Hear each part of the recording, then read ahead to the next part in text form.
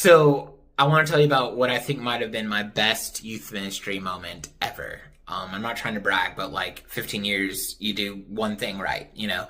So I had a kid in a youth group years ago that had a dad that wasn't in the picture. And so this was really a big day for him because his dad was coming to pick him up from school and meet him for the first time. And so he's texting me the whole time. He's very nervous. He's very freaking out about the whole situation. And I'm trying to reassuring him. I'm texting him like, dude, you're not the one that should be freaking out. Like you've done nothing wrong. You're great. This dad should be freaking out because you get to decide whether you want to have him in your life or not, right? And so he's, the whole day getting a little bit nervous, like all that kind of stuff. And the school happens. He's standing outside waiting for his dad to come pick him up. And then his dad drives up and I guess gets second thoughts and drives away, like a terrible person. Anyway, so the kid texts me. It's a Wednesday night. We have a youth group that night and he's freaking out. So what I do, this is back, nowadays you don't go anywhere one-on-one with kids because people are terrible. People have ruined that.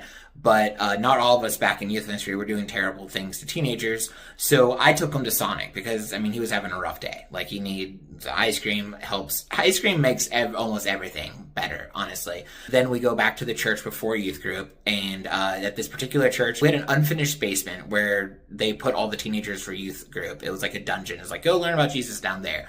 And also people would always throw out a lot of trash in the unfinished basement. They would always drop a lot of, 2x4s. At one point I went down there, just someone dropped off urinals and we turned that into a youth group game later and I got in trouble for that, but whatever. At this particular time, there's a lot of big 2x4s.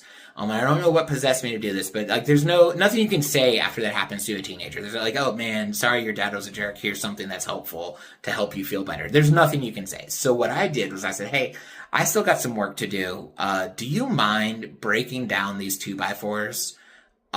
Just cause we're gonna have to throw them out later and they're too big to fit in any kind of trash can or trash bag or whatever. And then I fake left, really just went over to a room and just kind of kept an eye on him. And man, this kid just went to town. There he found a big old concrete slab for a little youth group dungeon that we had, and he just went to town hitting all those 2x4s, just breaking them halves, breaking them in thirds.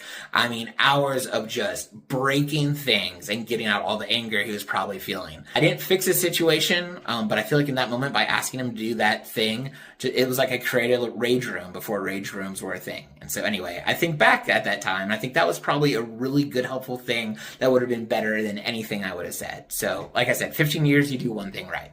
All right, bye.